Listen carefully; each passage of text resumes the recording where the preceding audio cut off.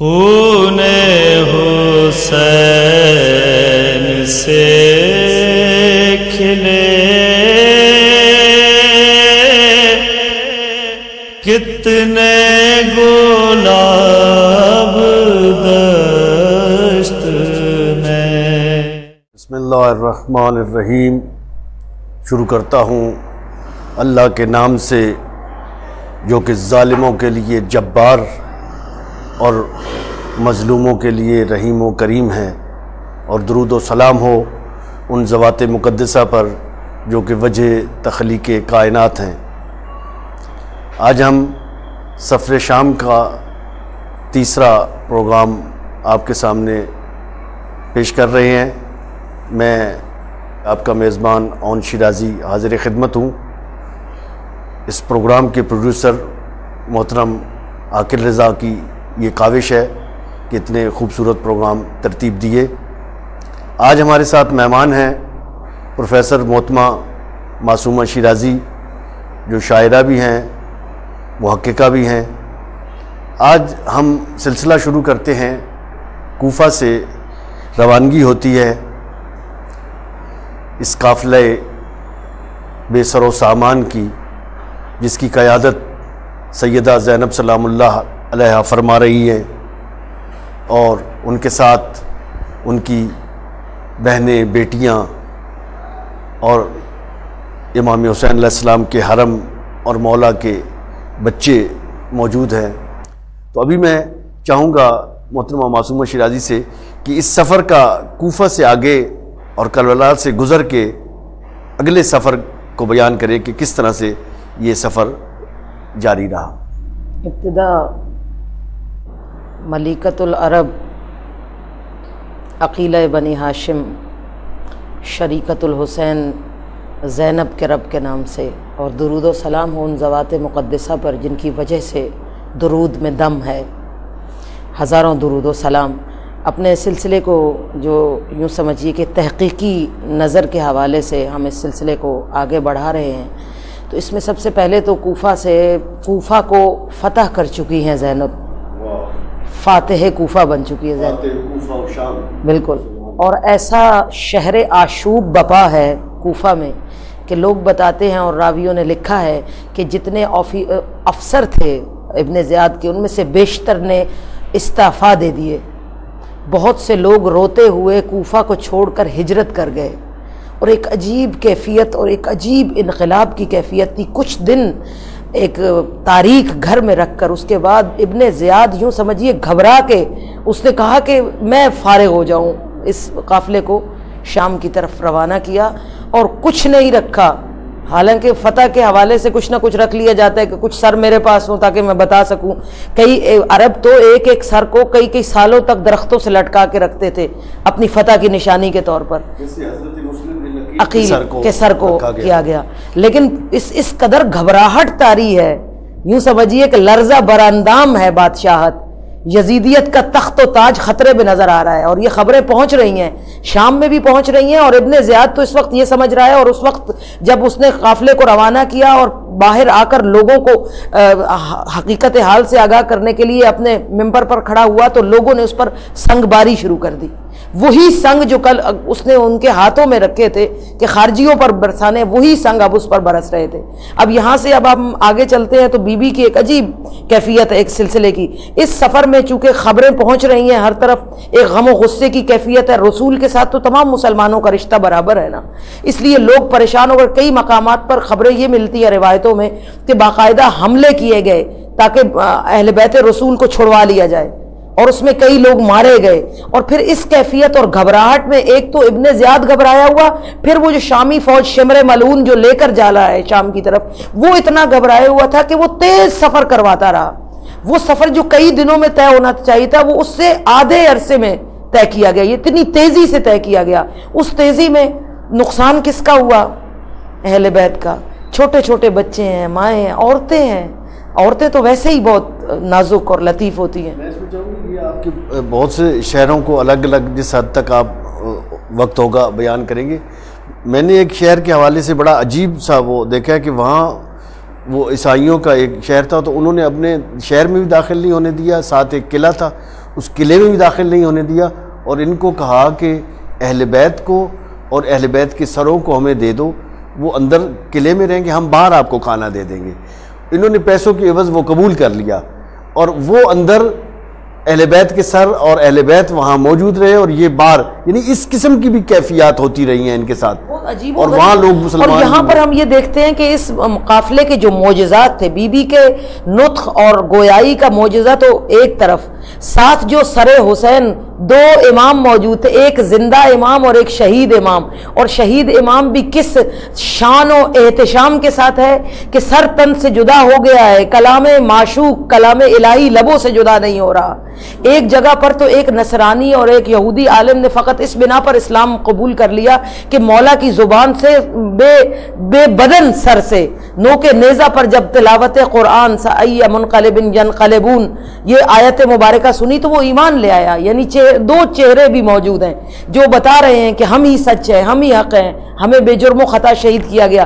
تو یہ سلسلہ جو ہے یہ آگے چلتے ہیں، جب یہ سلسلہ چلتے ہیں تو سب سے پہلے کربلا سے ہوتے ہوئے قادسیہ، چونکہ قریب کا تھا یہاں روکا نہیں گیا قافلہ حسینی کو، تیزی سے سفر جاری تھا کہ یہ جو پیچھے انقلاب یوں لگ رہا تھا، جس طرح آپ اگر ملاحظہ کریں ایران میں جب انقلاب آیا تھا، الحمدللہ میں ان دنوں میں ایران میں تھی، بچی تھی چھوٹی، مجھے یاد ہے کہ رات کے تیسرے پہر اطلاع ملی کہ رات کے تیسرے پہر شاہ ایران فرانس فرار ہو گیا، یعنی اس کو اتنا وہ ڈر چکا تھا، اتنا وہ گھبرایا ہوا تھا کہ رات کے اندھیرے میں خاموشی سے وہ فرار ہو گیا اس محل سے جو اس کے لیے بہت بڑی عیاش گاہ تھا، جہاں پوری دنیا کے لوگ آ کر اس کے ساتھ عیاشی اور جام و مینوشی کرتے تھے، وہ سب ختم ہو گیا۔ گھبرائے ہوئے آدمی نے فرار ہونے کو زیادہ فوقیت دی۔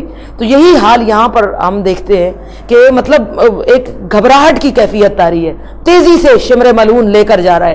مگر جب ہم دیکھتے ہیں کہ ایک دن اور رات کے گزرنے کے بعد جب قافلہ حسینی موصل کے قریب پہنچتا ہے، بہت بڑا شہر ہے، تو جو شمر ملعون ہے وہ بھجواتا ہے پیغام اس شہر کے والی کو، اور یہ وہ شہر ہے جس میں حضرت برجیس ایک نبی مکرم ہے، ان کا مرقد مبارک بھی موجود تھا۔ تو لوگ زیادہ مطلب اچھے لوگ تھے، مطلب یوں سمجھیے کہ محبت کرتے تھے اہل بیت کے ساتھ۔ تو وہاں پر جب اس نے اپنا پیغام پہنچایا تو اس نے کہا کہ اگر آپ لوگ ان سروں کو اور اہل بیت کو لے کر آئے تو یہ علاقہ جو ہے یہ آپ کے ساتھ نبرد آزما ہوگا، آپ سے جنگ کرے گا، اس لیے اچھا ہے کہ آپ شہر سے باہر قیام کریں اور کھانے پینے کے جو رسد ہے وہ ہم آپ کو پہنچا دیں گے۔ تو اس طرح سے ایک بہت بڑی شکست ہے کہ ایک ناکہ بندی یوں سمجھ لے، ایک طرح سے یہ جو اپنے آپ کو فاتح فوج سمجھ رہے تھے، یہ فاتح نہیں تھے بلکہ ان پر پابندی اپنے ہی ملک میں مفتو ہو گئے، اپنے ملک میں اپنے شہروں میں داخل نہیں ہو سکتے، گویا یہ قیدی بنا لیے گئے تھے۔ یہ فتح نہیں تھی، یہ بلکہ شکست تھی کہ اب وہ اپنے شہروں میں داخل ہونے کے قابل نہیں رہ گئے، شہروں میں داخلے کی اجازت نہیں مل رہی تھی، ایک ایسی کیفیت تھی۔ یعنی وہ لوگوں کی حمایت کا جو سلسلہ ہے وہ ایک عجیب ہے کہ یہ جو آزاد اور اپنے آپ کو فاتح سمجھ رہے ہیں اور اپنے آپ کے پاس گھوڑے اور جنگجو اور سب کچھ موجود ہے، وہ سمجھ رہے ہیں کہ ہم فاتح اور ہم آزاد اور ہم ان شہروں کے ان کے مقابلے میں سمجھ یہ آ رہی ہے کہ یہ جو مفتو جن کو سمجھ رہے ہو، جن کے ہاتھوں میں زنجیریں پنی، یہ ان شہروں کے مالک ہے، ان شہروں کے لوگوں کے دلوں پہ ان کی حکومت ہے۔ اور یہ بھی ہے، یہ معجزے جو معجزانہ سفر ہے، اس کے معجزاتی سلسلے بھی ساتھ جاری و ساری ہے نا، کہ جب یہ باہر انہوں نے قیام کیا، شمر نے جہاں پر ایک درخت کے ساتھ مولا کے سر کو باندھا، وہ اس درخت سے خون رستا رہا، زمین پہ گرا، ایک پتھر زمین پہ پڑا تھا، اس پتھر پہ گرا، اس پتھر سے خون ساطع ہونے لگا، ہر عاشور کو اس سے خون ساطع ہوتا تھا۔ پھر مروان نے اس کو کہیں اس کو گم کر دیا تاکہ لوگ ہر دفعہ ہر عاشور پر باقاعدہ ایک عظیم عزاداری کا اجتماع ہونے لگا ہر سال اس پتھر کے گرد جس سے خون حسین جاری ہوتا تھا۔ پھر اس کے بعد یہ قافلہ جو ہے تیزی سے چلتا ہوا باہر سے ہی ویرانوں کا مسافر اب ہے، کوئی بھی اپنے شہر میں آنے کی فوج کو اجازت نہیں دے رہا۔ اس کے بعد ہم آگے دیکھتے تو تکریت ایک شہر ہے راستے میں، ساحلی شہر ہے، وہ سارا عیسائیوں پر مبنی ہے، یعنی تمام لوگ جو تھے وہ عیسائی تھے۔ ان کو یہ بتایا گیا، شمر نے ان کے جو والی تھا اس کو یہ خط لکھا کہ ہم ایک خارجی کا سر لا رہے ہیں اور کچھ اس کے گرفتار شدگان ہمارے ساتھ ہیں، تو ہم چاہتے ہیں کہ تمہارے شہر میں قیام کریں، ہمارے لیے ایک قلعہ خالی کرواؤ۔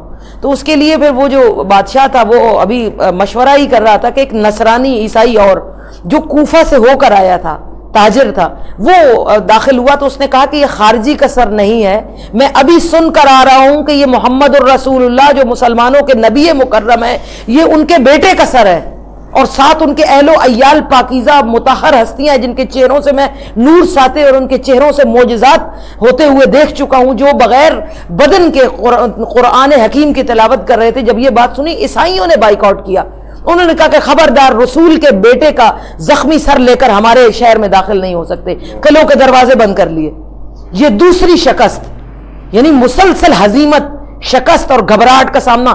اب آپ دیکھیے کہ جب آپ لمبا سفر طے کر رہے ہوتے ہیں تو کسی شہر میں آتے ہیں، وہاں بیٹھتے ہیں، نہاتے ہیں، کچھ چیزوں کا اہتمام ہوتا ہے، آپ نئے سرے سے نئے سفر کے لیے تیار ہو جاتے ہیں۔ یہ خود گھبرائے ہوئے ہیں، مصیبت میں ہے۔ تکریت میں یہ ایک ایسا، یعنی موصل سے تکریت، اور تکریت میں بھی گھسنے نہیں دیا گیا، اس وقت بھی وہ ساری فوج جو ہے ویسے ہی پریشان حال لے کر چلتی رہی آگے۔ یہ شہر کے بارے میں ایسا بھی لکھا ہوا تھا کہ وہ وہاں یہ داخل ہوئے اور وہاں باقاعدہ جنگ ہوئی، کچھ 600 آدمی جی شہر لبا میں ان کا مرا ہے، اور اس طرح سے مطلب شہر لبا میں لوگوں نے جب انہوں نے سنا کہ یہ لا رہے ہیں تو انہوں نے باقاعدہ ایک مجمع کیا، پورا شہر جمع ہوا اور انہوں نے نفرین اور لعنت بھیجنے لگے قاتلان حسین پر اور محمد و آل محمد پر درود بھیجنے لگے، جس پر شمر نے ان کے ساتھ تلخ کلامی کی اور باقاعدہ لڑائی ہوئی۔ کئی لوگ اس طرف طرفین کے لوگ مارے گئے، قتل ہوئے، یعنی قتل و کشت ہوئے، اور پھر دوبارہ تیزی سے جی نہیں یہ اور جگہ پر، یہ کئی جگہ جھڑپیں ہوئی ہیں۔ وہ چاہتے تھے کہ وہ اہل بیت کو چھڑوا کر شمر ملعون کو اس کی فوج کے ساتھ فارغ کر، لیکن ایک بڑی تعداد چونکہ فوجیوں کی موجود تھی تو باقاعدہ لڑائی ہوئی، وہ بیچارے اہل بیت کو تو نہ چھڑا سکے، خود بہت سارے لوگ شہید ہو گئے۔ گویا یہ اب تیسری، اب پہلے تو صرف بائیکاٹ تھا، جیسے ہوتا ہے مطلب ایک بغاوت ہوتی ہے یا ایک انقلاب ہوتا ہے، وہ صرف رکاوٹ تھی اور اندر جانے پر پابندی تھی۔ اب آگے لڑائی شروع ہو چکی تھی۔ اب زینب کا انقلاب جو تھا وہ باقاعدہ رزم میں آ چکا تھا۔ پھر اس کے بعد ہم آگے دیکھتے ہیں نصیبین میں ایک روز کا قیام ہوا۔ یہ لوگ، ان لوگوں میں اتنا زیادہ شعور نہیں تھا تو یہاں پر ایک روز شہر میں قیام کیا گیا۔ اس کے بعد ہم دعوات میں دیکھتے ہیں، وہاں پر ایک نیزے دعوات میں کچھ دیر کے لیے رکے اور ایک نیزے پر سر کو سوار کیا گیا، جس پر لوگوں نے بہت زیادہ ناخوشی کا اظہار کیا، تو وہاں سے چلے اور پھر وہ جو نیزہ گڑا ہوا تھا وہ گڑا رہ گیا اور سر اتار لیا گیا، اور اس نیزے کے قریب جو بھی جا کر کوئی دعا مانگتا تھا وہ ہمیشہ مستجاب ہوتی تھی۔ کچھ عرصے کے بعد وہ قبلہ عشق بن گئی جگہ۔ یعنی یہ معجزے بھی ساتھ ساتھ چل رہے ہیں، صرف یہ نہیں ہے کہ زبان اور اپنے کردار اور اپنا عمل ساتھ ساتھ، جس طرح رسول اللہ کو 4444 معجزے بھی عطا کیے گئے، مگر آپ نے پہلے خود کو کردار سے منوایا، معجزے بعد میں دکھائے۔ اسی طرح معصومین جہاں جاتے تھے پہلے اپنے چہروں کا معجزہ، اپنے کردار کا، اپنے عمل کا، اپنی زبان کا، اپنی گویائی کا، اور اس کے بعد جو چھوڑ کے جاتے تھے معجزہ، وہ ان کے لوگوں کے لیے یاد کا باعث بن جاتا تھا کہ وہ آئے تھے، دعائیں مستجاب ہوتی تھی۔ وہ ایک عجیب کیفیت ہم آگے دیکھتے ہیں۔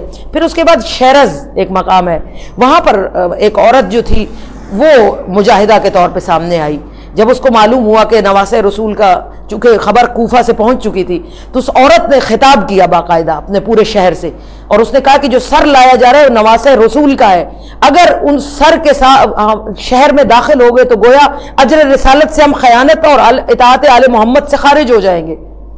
اس پر تمام لوگ جو تھے اس کی، یہ ہمارا شیرز میں جب پہنچے تو وہاں سے پھر باقاعدہ سب لوگوں نے اپنی ناراحتی کا اہتمام کیا۔ قریب تھا کہ جنگ شروع ہو جائے تو شمر نے اپنے جو قافلہ تھا اس کو چلنے کا حکم دے دیا، اور یہاں سے بھی تقریباً یوں سمجھیے فرار ہوئے۔ اب فرار کی کیفیت آ چکی ہے۔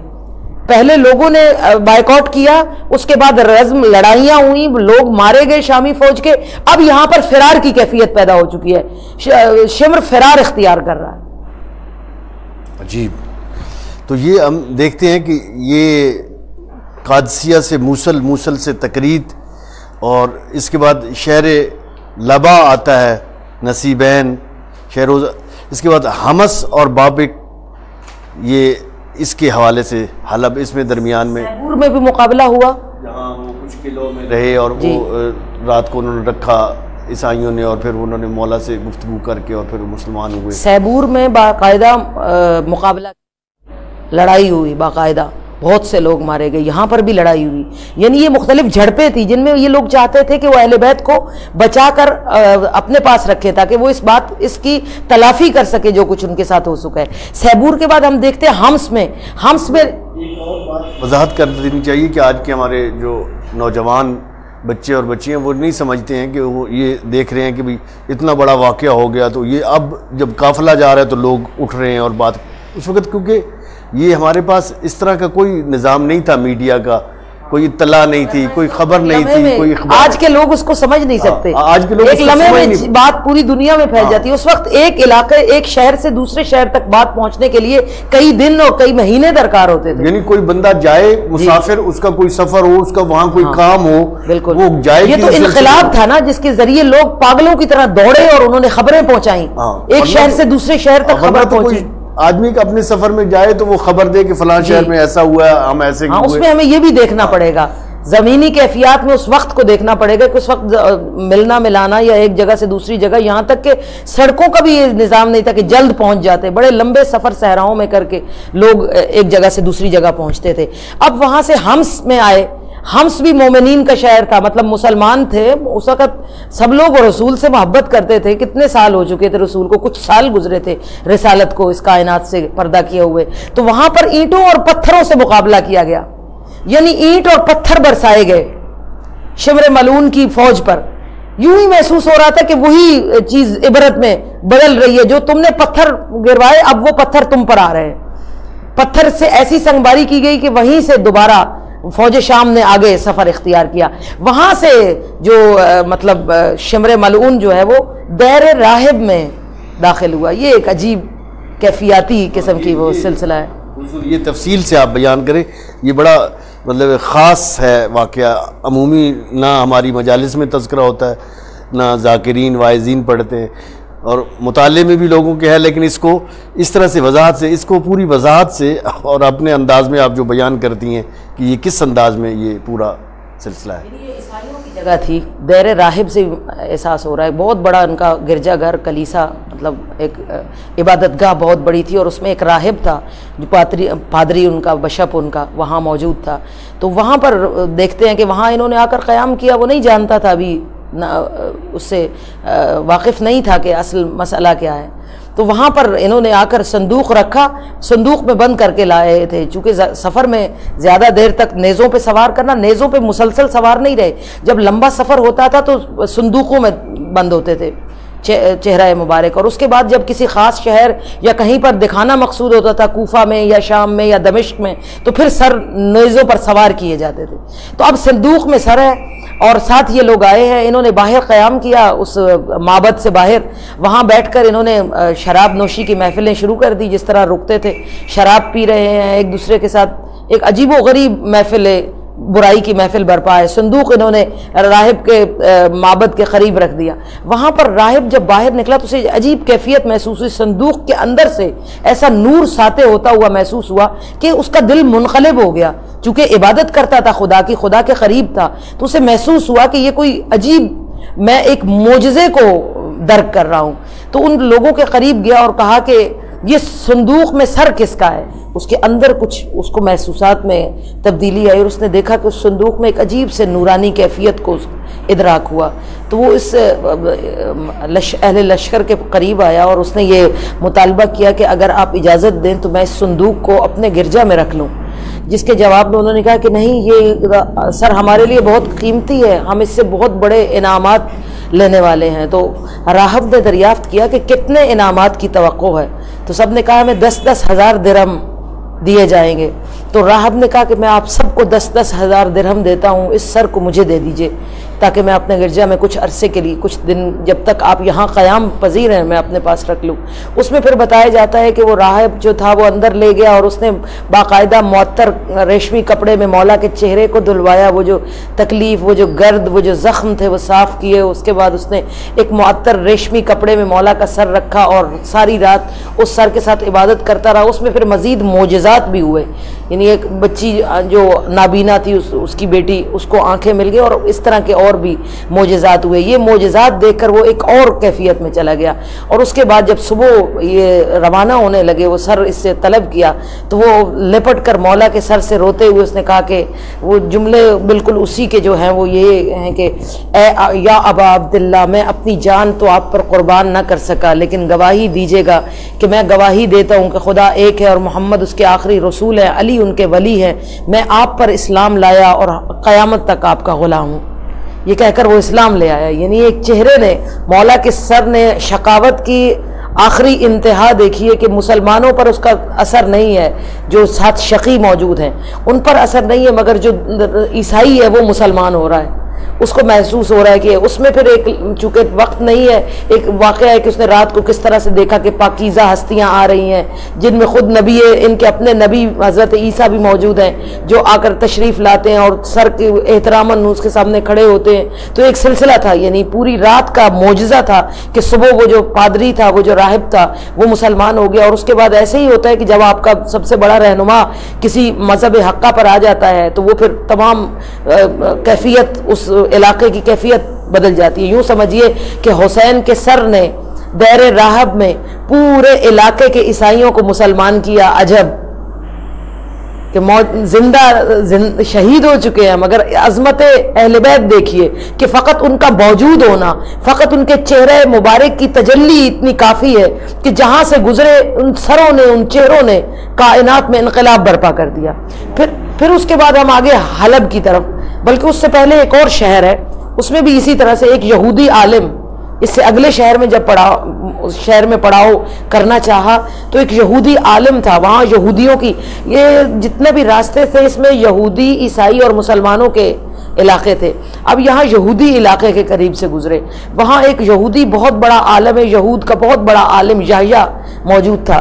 جب اسے معلوم ہوا کہ اس طرح سے پیچھے سے, وہ سن بھی رہے تھے کہ پیچھے سے کیا ہوا ہے کہ پوری بستی عیسائیوں کی مسلمان ہو گئی ہے, اس کے بعد وہ ملاحظہ کرنے کے لیے آیا اور اس وقت دیکھا کہ اس نے چہرہ مبارک مولا حسین علیہ السلام میں لبوں پر جو تھی آیت وَسَيَعْلَمُ الَّذِينَ أَيَّ مُنْقَلِبٍ يَنْقَلِبُونَ کی تلاوت فرما رہے تھے مولا. اور اس معجزے کو دیکھ کر یہودی عالم وہیں پر اسلام لے آیا.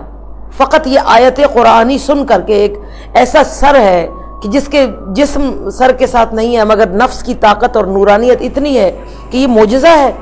یعنی یوں سمجھیے کہ حضرت عیسیٰ کا یہ معجزہ کہ گہوارے میں گفتگو کر رہے ہیں, اس سے بڑا معجزہ ہے کہ سر نوکے نیزہ پہ قرآن کی تلاوت کر رہا ہو.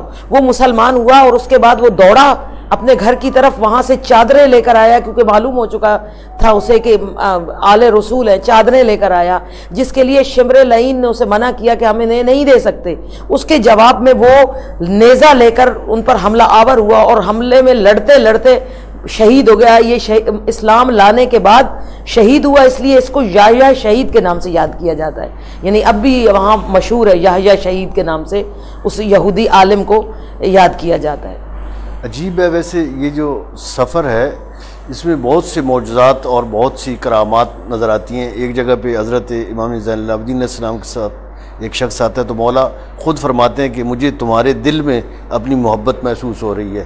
تو وہ عرض کرتا ہے کہ مولا بے شک میں آپ کو دیکھ کے ہی آپ سے محبت کرنے لگا ہوں, آپ حکم کریں میرے لیے کیا حکم ہے. مولا فرماتے ہیں کہ ان کو کوئی لالچ دے کے یا پیسے دے کے ان کو کہو کہ یہ سروں کو, ہاں کہ سروں کو آگے لے رسول تھے. تو اس حوالے سے بھی تھوڑا سا وہ بیان جی وہ آگے آئے گا. یہ بازار شام کے واقعات میں سے ہے. بازار شام کے واقعات. جی جی اس سے اگلے سفر کے اگلے حوالے سے یہ بابک اور حلب, اس حوالے سے باقی جو حلب میں جب پہنچی ہے نواسہ رسول کا سلسلہ, فرزند رسول کا سر اور ساتھ یہ تمام اسیران جب پہنچے ہیں تو یہ بھی یہودیوں کی بستی تھی.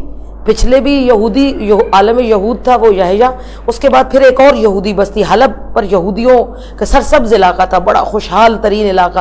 یہودیوں اور عیسائیوں میں فرق یہ تھا کہ یہودی عیسائی نظریاتی لوگ تھے, نظریے پر زیادہ فوکس کرتے تھے, جبکہ یہود جو تھے وہ بڑے امیر کبیر اور اہل ثروت لوگ تھے, سرسبز علاقوں میں رہتے تھے. بڑے مطلب اس وقت طاقت جو تھی نا زیادہ یہود کے پاس معاشی طاقت تھی. اب یہ سرسبز علاقہ ہے, بہترین علاقہ ہے, اس میں بہت بڑا قلعہ ہے, بہت بڑے مطلب والی قریہ کا جو اس قلعہ ہے اس کے دروازے سے اس کی ایک خاتون برآمد ہوتی ہے, شیری نام ہے اس کا.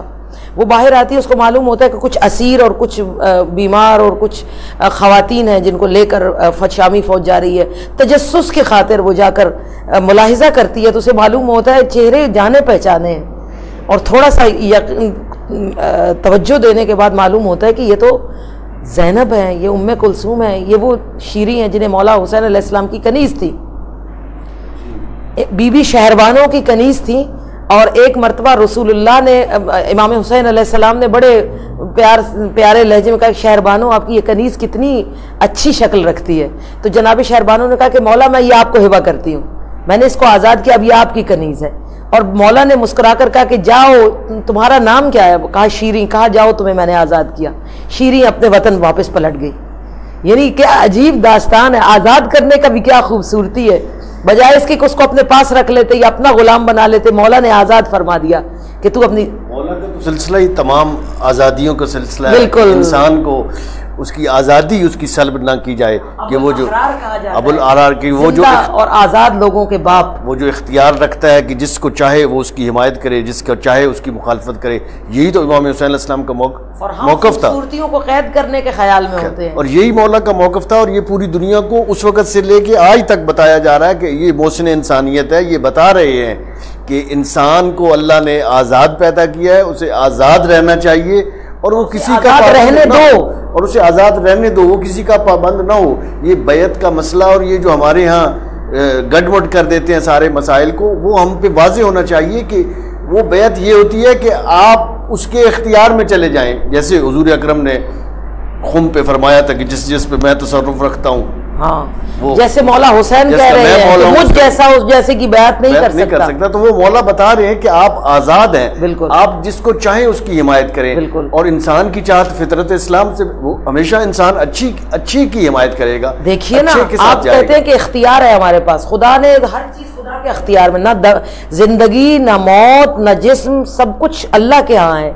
ایک جو اختیار ہمیں ملا ہے، اللہ نے ہمیں نیت کا اختیار، تم اپنے اختیار کو استعمال کرو، اس پر خدا تصرف نہیں کرتا، خدا نے آزاد چھوڑا ہوا ہے۔ اسی اختیار پر جب پہرے بٹھائے جاتے ہیں تو میں اس سلسلے کو آگے اس طرح سے لے جا رہا تھا کہ یہ مولا کا ایک منصب جو اہل بیت کا پورا سلسلہ ہے، سیرت کی منطق یہ ہے، منطق ایک ہی ہے کہ ایک تو انہوں نے اس طرح سے انسان کو آزاد کیا، اور پھر وہ باقاعدہ طور پہ غلاموں کو آزاد کر کے ایک آزادی کا پیغام دیتے تھے، جس طرح حضرت امام زین العابدین کا 1 لاکھ کے قریب غلاموں کو آزاد کر کے ان کی تربیت فرمائی اور ان کو آزاد انسان بنایا۔ کے ساتھ یہی سلسلہ ہے کہ انہوں نے بھی ہزاروں اپنے مال سے خریدتے تھے غلام اور اس کو آزاد کرتے تھے، یہی طریقہ کار تھا مولا کا۔ یہ آزادی کا سلسلہ، یہ اہل بیت کے ساتھ رہنا، آزاد لوگوں کا رہنا ہے۔ جو آزاد عاشق ہوتے ہیں نا، ان سے بڑا سچا عاشق اور کوئی نہیں ہوتا۔ یوں سمجھیے محمد و آل محمد نے لاکھوں ایسے عاشقان چھوڑے جو عاشق صادق تھے، آزاد عاشق تھے۔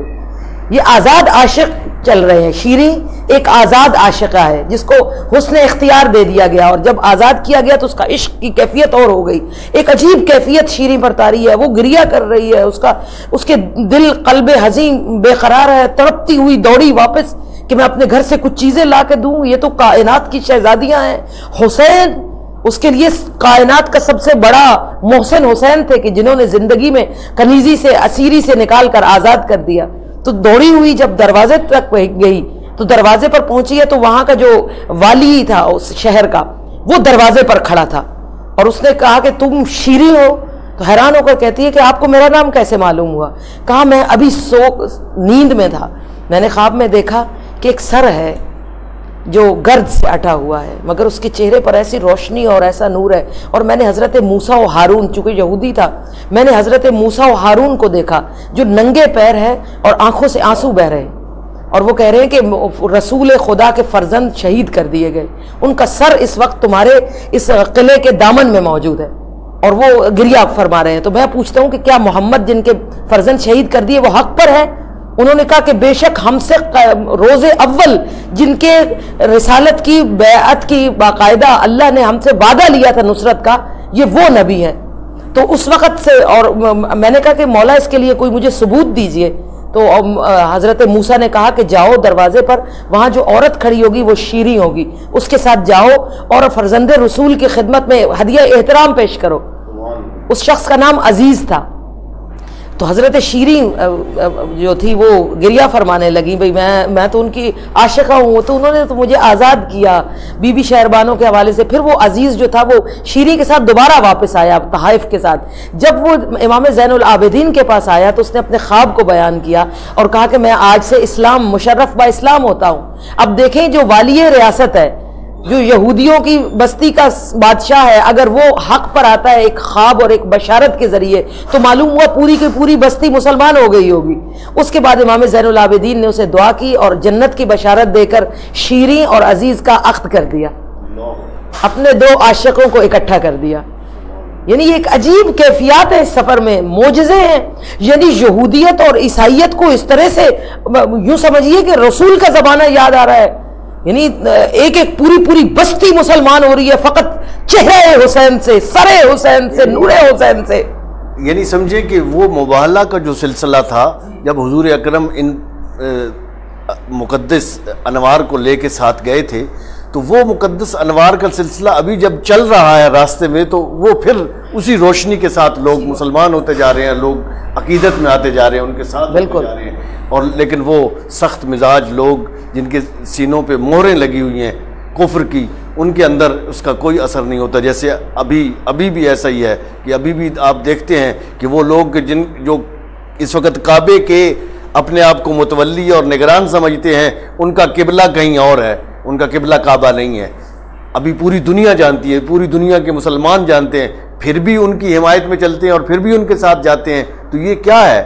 یہ آج یہ وہ جس سے جناب زینب نے خبردار کیا، بی بی کے خطبوں میں بیداری ہے، بتایا کہ تم بے خبر ہو، تمہیں بے خبری میں، جیسے میں نے کہا اب ہم چونکہ شام کی طرف چل رہے ہیں، حلب کے بعد دمشق اور دمشق کے بعد شام، تو شام کی طرف جا رہے تو میں اپنے انہی لفظوں پہ پلٹوں گی کہ بی بی نے اپنے خطبوں میں ان کو بے خبری کا احساس دلایا کہ تمہیں معلوم ہی نہیں ہونے دیا گیا کہ اصل قرابت دار رسول کون ہے، اصل اجر رسالت کے حقدار کون ہے، علی کیا ہے، حسین کیا ہے۔ تم بے خبری میں مارے گئے، تم بے خبری میں اپنے قبلہ، تم نے قصر احمر جو بادشاہ شام تھا، باغی شام کہوں، اس کے محل کو تم نے اپنا قبلہ و کعبہ بنا لی۔ یہی حال اس وقت بھی ہے، یہی زمرد کے محلات کی طرف کعبہ اپنا بنا کے بیٹھے ہوئے ہیں اس وقت بھی مسلمان۔ آج بھی اسی بے خبری کو خبردار کرنے کی ضرورت ہے۔ آج بھی ہم اسی وقت، وہ جیسے آپ شاید بہتر سمجھتے ہوں، علی شریعتی جناب زینب کے بارے میں بڑی خوبصورت بات کہتے ہیں۔ وہ بلکہ انہوں نے جو وہاں سے حضرت کا سفر ہے نا، مکہ سے جدا ہونا کعبہ سے، اس سے وہ ایک فکرہ ہے ان کا بڑا خوبصورت کہ جو لوگ حسین کے بعد کعبہ کا طواف کر رہے تھے وہ کعبہ کا نہیں بلکہ شام کے اس شخص جو امیر شام تھا اس کے محل کا طواف کر رہے تھے، کیونکہ روح کعبہ جا چکی تھی۔ اور وہ لوگ یہ جرت رکھتے تھے کہ جب زندہ نہ رہ سکے تو موت کو منتخب کیا۔ اور ہم ذلیل و خوار لوگ یوں ہی کئی سالوں سے زندہ ہیں، ہم جیسے لوگ حسین و زینب پہ روئیں، یہ حسین و زینب کے لیے باعث رسوائی ہے۔ اور اگر تم زندہ رہنا چاہتے ہو تو صرف دو راستے ہیں، ایک حسین کا راستہ اور ایک زینب کا راستہ، تیسرا راستہ یزید کا راستہ ہے۔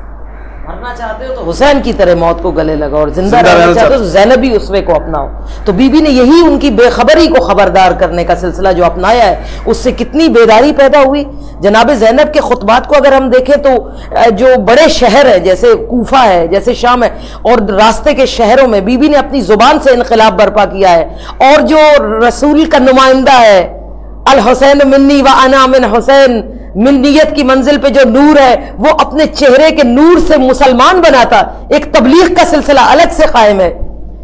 مسلمانوں کو بیدار کرنے کا سلسلہ جناب زینب نے سنبھال رکھتا ہے، اور چہرہ حسین کائنات میں ابلاغ کے ذریعے عیسائیوں اور یہودیوں کو مشرف با اسلام فرما رہے ہیں۔ اللہ اکبر!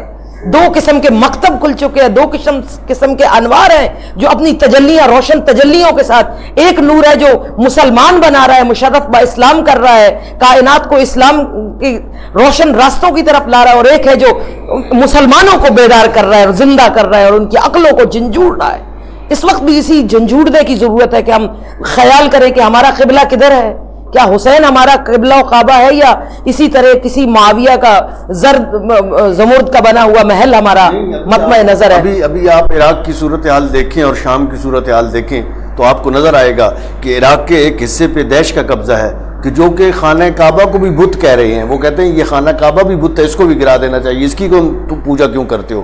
اس قسم کے خیالات رکھنے والے ان کے ساتھ مسلمانوں کی حمایت حاصل ہو رہی ہے, مسلمانوں کی حمایت ان کے ساتھ حاصل. اور ایک طرف حضرت آیت اللہ سیستانی کا وہ انداز قیادت ہے کہ جو مولا کی پیروی میں ہے, اور وہ بتا رہے ہیں کہ نہیں, ہم سنی شیعہ بھائی سب ایک ہیں, ہم مسلمان ہیں اور ہمیں اپنے حق کی حفاظت کرنی چاہیے. اور وہ حق وہ ہے کہ جو حسین و زینب نے بیان کیا ہے. اور اس کے بعد یہ جو حلب سے دمشق پہنچے, قافلہ حسینی دمشق پہنچا, یہ دارالخلافہ تھا شام کا, اس میں عجیب کیفیت تھی. جیسے کوفہ میں ہم نے دیکھا اسی طرح کے خوشی کے نقارے بجائے جا رہے تھے, اور پہلے کوفہ میں تو کم از کم مولا کی تربیت یافتہ کچھ لوگ موجود تھے جو لوگوں کو خبردار کرتے تھے, مگر شام کی صورتحال جیسے میں نے پہلے بیان کی, ان کو بالکل بے خبر رکھا گیا تھا. انہیں معلوم ہی نہیں تھا کہ اہل بیت کیا ہے اور ان کی منزلت کیا ہے, ان کا عظمت کیا ہے. یہاں پر ہم بی بی کے جو خطبات ہیں یا جو ان کے مرثیے ہیں یا فی البدی اشعار جو بی بی نے بیان فرمائے ہیں, اس میں تمام کا تمام زور جو ہے وہ فضیلت اہل بیت پر ہے, تاکہ معلوم ہو کہ ہم کون ہیں. یعنی بی بی کا جو مرثیہ ہے اس میں یہ فرماتی ہے کہ اے حسین, اے علی کے فرزند, علی وہ جن کے, پھر مولا علی کے فضائل بیان کرتی ہے, علی وہ جو جنہوں نے 2 جنگوں میں شرکت کی, جنہوں نے جو رسول کا بازو تھے. اس طرح سے مسلسل مرثیے میں اہل بیت کا تعارف کرواتی رہی, اور اپنے مرثیوں میں, اپنے فی البدی اشعار میں, اپنے خطبوں میں. تو یہ باب الساعات پر مطلب لا کر اس قافلے کو کھڑا کر دیا گیا. وہاں پر ہی سہل بن سعد نے دیکھا کہ لوگ یہاں ایک اور وہ جو بیان کیا جاتا ہے کہ پیدل چلنے کا حکم دیا گیا کہ درمیان سے, مطلب یہ سفر جو ہے ان کو اونٹوں سے اتار لیا جائے اور پیدل, تاکہ اس رش سے گزر کے آئیں. اور وہ تکلیف دہ سفر بی بی جس کو کہتی ہیں, اور جس پہ مولا فرماتے ہیں کہ مجھے سب سے غم الشام الشام شام. مولا امام زین العابدین فرماتے ہیں کہ وہ سب سے تکلیف دہ سفر اور تکلیف دہ وہ مرحلہ. یہ ڈرا ہوا تھا, گھبرایا ہوا تھا, ماحول سارا گھبرایا ہوا ہے, اہل حکومت لرزہ براندام ہے. پچھلی تمام خبریں پہنچ رہی ہیں کہ کس شہر میں کتنے حملے ہوئے, 600 شامی فوج کے لوگ مارے گئے ایک شہر میں جھڑپ کے ذریعے. ایک عجیب کیفیت ہے, یعنی اہل حکومت لرزہ براندام ہے اور ظاہراً خوشی منا رہے ہیں تاکہ اپنی فتح کی شاعری. یہی ہم دربار شام میں دیکھتے ہیں کہ ایسی احمقانہ اور بے وقوفانہ روش پہ یزید موجود ہے, گھبرایا ہوا دشمن اپنے احمقانہ پن کی وجہ سے. اور حیرانی کی بات یہ ہے کہ امیر شام معاویہ اتنا ذہین اور اتنا مکار تھا کہ اس نے یزید کو کہا تھا کہ کبھی حسین کے مقابل نہ آنا, مگر یہ اپنی احمقانہ سوچ کی وجہ سے طاقتوری کے زوم میں خوشامدی چاپلوس عیسائی درباریوں کی طاقت دلانے پر یزید نے یہ قدم اٹھایا. اور وہ چیزیں ہم وہاں پر بھی دیکھتے ہیں. اب شام کے بازاروں میں پیدل اس لیے پھرایا گیا کہ ہتک کر سکے اور ہتک کریں, تاکہ لوگ ان کی طرف متوجہ نہ ہوں. گھوڑوں پر سوار یا اونٹوں پر سوار آدمی تو ایک ممبر پر موجود ہوتا ہے, لیکن اس سے کوئی فرق نہیں پڑا. شام کے بازار میں بھی بی بی نے اسی طرح سے بیان فرمایا, اور ایک عجیب کیفیت تھی. لوگ شام میں تو یہاں تک ہے کہ لوگوں کو جب معلوم ہوا کہ یزید کون ہے اور یہ کون ہے, تو کتابوں میں لکھا ہے کہ اپنے جسموں کو نوچتے تھے دانتوں سے, لوگ چیختے تھے اور جسموں سے اپنے جسموں کو نوچتے تھے کہ یہ ہم سے کیا ہوا, ہمیں کیوں ایسے بے خبر رکھا گیا, ہمیں کیوں نہیں بتایا گیا کہ کیا منزلت تھی, اجر رسالت کا حقدار کون تھا. کیونکہ وہ ملاحظہ بھی کر رہے تھے, فقط بات نہیں تھی. باتیں تو معاویہ نے اپنے آپ کو کاتب وحی کہلواتا تھا, بڑے بڑے خطابات پیسے دے کر صحابہ سے لے لیے تھے, مگر اس کے جواب میں وہ ملاحظہ کر رہے تھے وہ چہرے جن چہروں سے نور ساطع ہو رہا تھا. شہادت کے بعد کس نے دیکھا ہے کہ کوئی چہرہ کلام کرے؟ کلیم اللہ کے منصب پہ وہ چہرے دیکھ رہے تھے. امام زین العابدین کے چہرے کو دیکھ کر لوگ راستے میں کئی جگہوں پر مسلمان ہوئے, کئی لوگوں نے جو ناصبی تھے اور وہ مومنوں میں تبدیل ہو گئے. تو گویا ایک انقلاب برپا ہو چکا تھا شام میں, ایک خود شام میں انقلاب برپا ہو چکا تھا. یہ سلسلہ ایسے ہم کہہ سکتے ہیں کہ یہ وہاں سے شروع ہوتا ہے کہ حضور اکرم صلی اللہ علیہ وآلہ وسلم کے دور میں جب اسلام کا تبلیغات کی گئی اور اسلام پھیلایا گیا, اور اس کے بعد حضرت امیر المومنین امام حسن امام حسین, یہ سارے سلسلے کو اگر آپ دیکھیں تو یہ سب لوگوں نے تبلیغات اسلام کی, لیکن شام میں اسی انداز میں وہ رکا رہا. یہ بی بی نے آ کے حقیقت لوگوں تک اسلام کی حقیقی جو شکل تھی وہ سامنے لے کے آئی. جیسے فدق میں بی بی نے چند جملے فدق کے لیے رکھے، باقی سب اول بالمعروف اور نہی عن المنکر تھا. امام زین العابدین کا پورا خطبہ مدح علی ابن ابی طالب ہے، یعنی میں اس کا بیٹا ہوں، جو یہ میں اس کا بیٹا ہوں. کافی طویل خطبہ ہے، مسلسل مولا کے فضائل. یوں لگتا ہے کہ ممبر بچھا ہوا ہے اور علی علی کے نعرے بلند ہو رہے ہیں. یعنی جو بے خبر تھے، جو علی کو نعوذ باللہ چور بتایا گیا تھا، علی کو بے نماز کہا گیا تھا نعوذ باللہ، ان سب کے لیے ایک عظیم درس کی صورت میں مولا اپنا غم بھول گئے اور اس وقت علی کے فضائل کو گنواتے رہے. اور یہاں پر ہم شام کے باب الساعات سے پھر آگے چلتے ہیں تو اس میں ایک عجیب سی کیفیت ہے.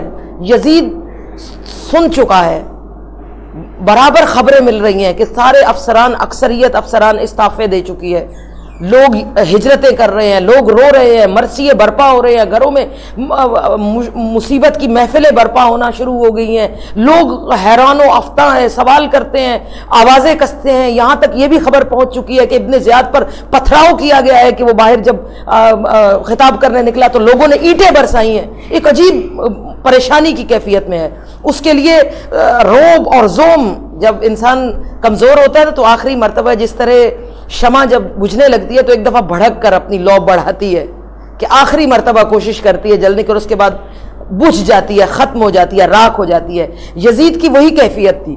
اب وہ ایک عجیب سی کیفیت میں تھا. اس کے لیے اس نے کیا کیا کہ اس نے اپنی فتح کا جشن منانے کے لیے کئی سو سونے کی کرسیاں رکھی گئی، ایک اونچا تخت بنوایا گیا یزید کے لیے، اور اتنی دیر میں باہر کھڑا رکھا گیا معصومین کو، قافلہ اہل بیت کو، تاکہ تھک جائیں، لرزیدہ ہو جائیں، بولنے کے قابل نہ رہیں. ایک ایسی رسی میں باندھا گیا کہ ایک آدمی اگر بیٹھتا تھا تو دوسرے کی رسی اتنی کھنچتی تھی کہ سانس لینا محال تھا. گویا اس کیفیت میں اس طرح سے رکھا گیا کہ اتنے تھک جائیں، اتنے لرزیدہ اور اتنے لاچار ہو جائیں کہ بولنے کے قابل نہ رہیں. اتنا لمبا سفر، اتنی مشکلات، اتنی مصیبتیں، اتنی پریشانی، اتنے غم و آلام، اور اس کے بعد دروازے پر اتنی دیر تک کھڑے رکھنا، اور بہترین دربار سجا ہے. اب یزید کو یہ معلوم نہیں ہے کہ میں نے جو فتح کا دربار سجایا ہے دراصل یہ ایک ایسا عظیم بین الاقوامی مجلس برپا ہو چکی ہے جس میں پوری دنیا کے سفیر موجود ہیں. اب اس مجلس کی خطاب کرنے والی خطیبہ ابھی آنے والی ہے. جناب زینب نے اس کو اپنا میڈیا بنایا، یعنی پوری دنیا کے سفیر موجود ہے، خبریں پوری دنیا میں پھیلی. علاقائی انقلاب کو عالمی انقلاب میں بدلنے کے لیے خطیبہ اپنے خطبے کے ممبر تک پہنچ چکی ہے، اور یزید اس سے بے خبر ہے. پورے کر و فر کے ساتھ قافلہ حسینی کو اندر بلایا گیا. اس میں ایک عجیب کیفیات، اس میں ایک شامی تھا، سرخ چہرے کے ساتھ اس نے حضرت سکینہ کو کنیزی میں طلب کیا، جس پر جناب سیدہ نے بڑے سخت جملے کہے. اور اسی طرح خواتین کا گھیرے میں لیے کھڑی ہوئی ہیں جناب سیدہ زینب کو، اور بی بی اس سے گفتگو فرما رہی ہیں. اور اس گفتگو میں عجیب کیفیت ہے کہ بی بی نے جب بات شروع کی تو کہا یبن الطلاقہ، اے ہمارے آزاد کیے ہوئے، آزاد کردگان رسول، اے ہمارے آزاد کیے ہوئے غلاموں کے بیٹے. پوری تاریخ بی بی نے بیان کی کہ جب فتح شامیوں کو بتایا، یعنی کیا تاریخ، ذرا سوچنے کی بات ہے کہ بی بی کا تعارف کرانا اسلام کا اور اسلام کی حقیقت کا کیا خوبصورت، یعنی فتح مکہ سے بیان کر رہی ہیں. بی بی فتح مکہ سے شروع ہو رہی ہے کہ فتح مکہ کے بعد یہ نہ سمجھو کہ یہ تمہارے شریعت کے وارث ہیں، تم انہیں شامی لوگ یہی سمجھتے ہو کہ یہی ہمارے علم، ہمارے اسلام کا واحد، ہمارے رہبر ہیں. یاد رکھو یہ تو ہم صاحبان اسلام، راہ اسلام کے نبوت اور امامت کے دروازے کے غلام ہیں، جن کو تم اپنا بادشاہ اور اپنے سر پہ سوار کر کے ان کی شراب خوری اور ان کے ظلم اور ان کی شقاوت کو برداشت کر رہے ہو. بی بی نے ایک ہی جملے میں اس کی پورا سٹیٹس واضح کر دیا شامیوں کے سامنے کہ یہ قصر احمر میں رہنے والا کوئی بادشاہ نہیں ہے، یہ ہمارا غلام ہے. کیا عظمت ہے.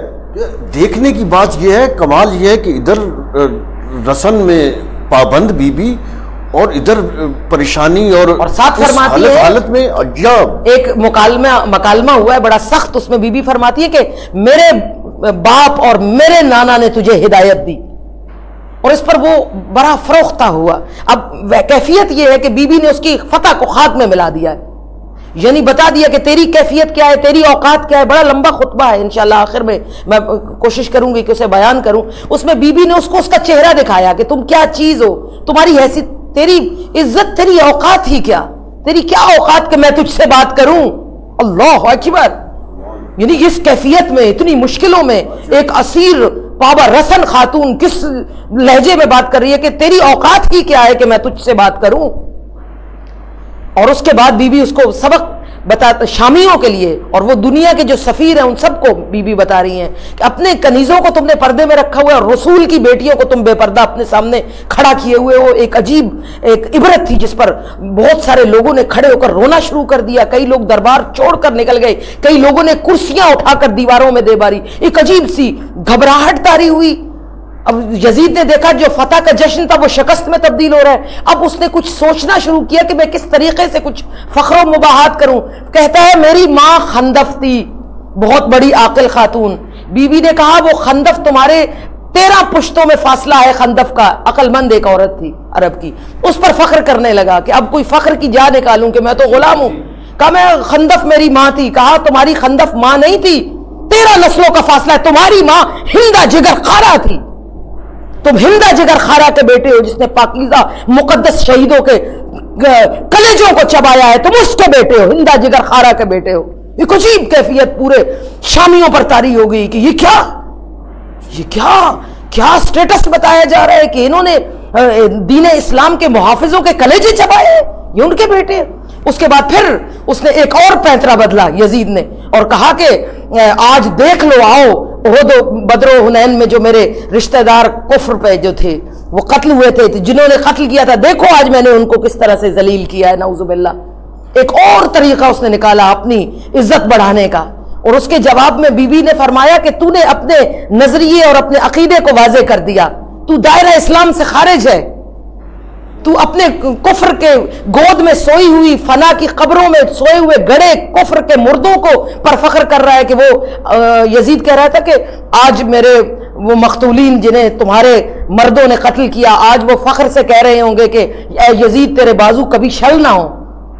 بی بی نے کہا کہ تو کفر کی قبروں میں گڑے ہوئے مردوں کے لیے فخر کر رہا ہے اور بیٹھا اس جگہ پر ہے جو رسول کا دیا ہوا انعام ہے تمہیں، اسی سے انکار کرے. اور اس کے بعد اس نے اشعار 7 بھی پڑھے کہ کوئی نبی نہیں اترا تھا. جب دیکھا کہ مجھے شکست ہو چکی ہے، اسلام کا جو نقاب میں نے اپنے چہروں پر میں نے اور میرے باپ نے اوڑھ رکھا تھا اور شامیوں کو بتایا ہوا تھا کہ ہم ہی قرابت دار رسول ہیں، ہم ہی ان کے تخت رسالت کے وارث ہیں، وہ جب نقاب کشائی ہوگی تو اس کے بعد دوبارہ پلٹ پڑا اپنے کفر کی طرف. اور بی بی نے کہا بی بی نے فرمایا تو اپنے کفر پہ پلٹ چکا ہے. پکڑ لیا بی بی نے کہ تو اب مسلمان نہیں ہے، تو کافر ہے. تو کفر پر فخر کر رہا ہے، اپنے کافر مقتولین پر فخر کرے. عجیب کیفیت ہے. اللہ اکبر. اور یبن الطلقاء کہنا، اسی فتح نہیں کہیں گے تو اور کیا کہیں گے؟ یبن الطلقاء کا مطلب آپ سمجھتے ہیں؟ اے ہمارے آزاد کیے ہوئے غلاموں کے بیٹے.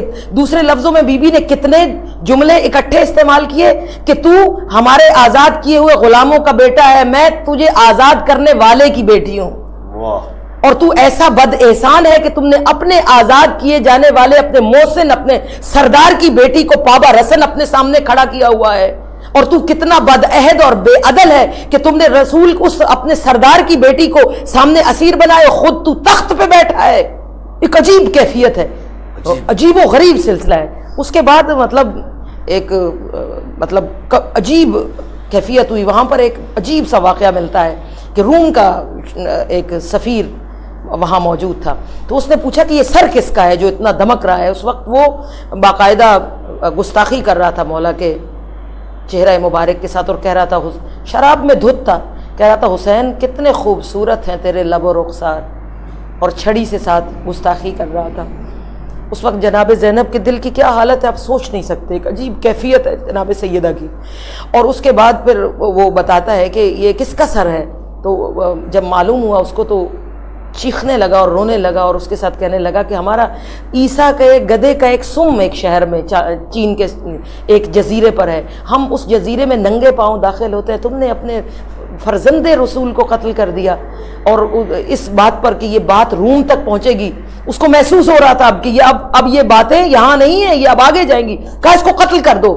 قتل ہونے سے پہلے اس نے ایک جملہ کہا. اس نے کہا کل رات مجھے خواب میں رسول اللہ کی زیارت ہوئی اور انہوں نے مجھے جنت کی بشارت دی ہے، اور اس وقت میں مسلمان ہو چکا ہوں اور مسلمان ہو کے اس کو شہید کر دیا گیا. اس کے بعد عجیب و غریب فتح اس بات سے نظر آتا ہے کہ کتنی بڑی فتح حاصل کی بی بی نے. بی بی فاتح شام ہے. یہ فتح ہوتی فاتح شام کا جو ہے نا منصب، یہ میں آپ کو سمجھاتی چلوں کہ سیاسی طور پہ کتنی بڑی فتح تھی بی بی کی. فاتح شام کیوں کہا جاتا ہے؟ جس یاد رکھیے گا جس دربار میں اس نے کہا تھا کہ میں نے تمہارے بھائیوں کے ساتھ کیا کیا، تم کس حالت میں ہو، بی بی کو کہا تھا، اسی دربار میں 3 دن تک بی بی نے مجالس حسین برپا کر کے اسی دربار کو فتح کیا ہے. بی بی شام کو فتح کر کے نکلی ہیں. اتنا گھبرا گیا تھا یزید کے دست بستہ منتیں کر کے اس نے مدینہ بھیجا تھا جناب زینب اور مولا سجاد کو کہ آپ جو کہتے ہیں وہ کروں گا. بی بی نے کہا تھا ایسے نہیں جاؤں گی، شرائط کے ساتھ. پہلی شرط علی کی مدبر سیاستدان بیٹی نے پہلی شرط یہ رکھی کہ میں تیرے دربار میں مجلس برپا کروں گی، یعنی بتاؤں گی کہ کل دربار میں تو تھا، آج دربار میں ہوں. اس شام کو فتح کر کے جا رہی ہوں. 3 دن تک سیاہ لباس اڑا دیے گئے پورے دربار کو، کیونکہ ڈر رہا تھا، گھبرا رہا تھا اور چاہتا تھا جلد چلے جائیں یہاں سے. تو فوراً ایک شرط. دوسرا یہ کہ جو تم نے ہمارے لیے محمل بنائے ہیں، جن پر تم نے زر و جواہر لٹکا دیے، تو لوگوں کو یہ بتانا چاہتے ہو کہ ہم تم سے صلح کر کے خون بہا لے کر جا رہے ہیں، خبردار سیاہ ہمارے محمل تیار کیے جائے، سوگواری کی حالت میں ہم مدینہ کی طرف جائیں. تیسری شرط کہ ہم سیدھے مدینہ نہیں جائیں گے، ہم پہلے قبریں بنائیں گے.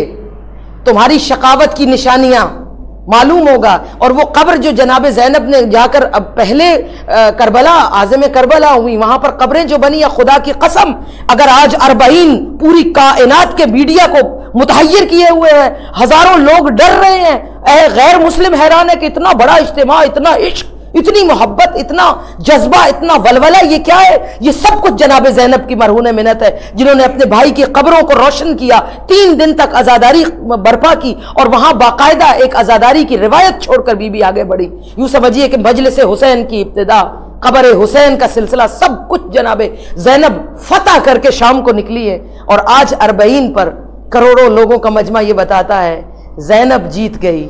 اب ہم چاہیں گے کہ بی بی زینب کا یہ فاتح شام ہونا اور اتنا بڑا جو انقلاب بی بی نے برپا کیا، اس کے حوالے سے بی بی کا وہ جو خطبہ ہے، جو مارکۃ الآراء خطبہ ہے، جس سے پورا لرزہ براندام ہو گیا پورا دربار اور تمام لوگ، اس کو بیان کیجیے. اور وہ آپ کا ناظرین سے اور آپ سے بھی اجازت چاہتی ہوں، اپنے مجموعہ مشکل کشا سے بی بی کے خطبے کو نظم کیا ہے. میں چاہوں گی کہ اس کو بطور تبرک پیش کروں کہ شام کے دربار کی منظر کشی ہے کہ تخت پر وقت کا فرعون ہے ہندا کا پسر، سامنے تشت میں سر نور احمد کا گوہر، قبلہ کون و مکان کعبہ جن و بشر، شاہدی شاہ حرمت حق کا بھرم، ناز رب ناز حرم، اور دست بدبخت میں گستاخ ارادوں کی چھڑی، آب کوثر سے تلی پاک جبیں پر اٹھی، ہل گیا عرش الہ کانپ اٹھی لوح زمین، اور ستم یہ اسی دربار میں پابند ستم،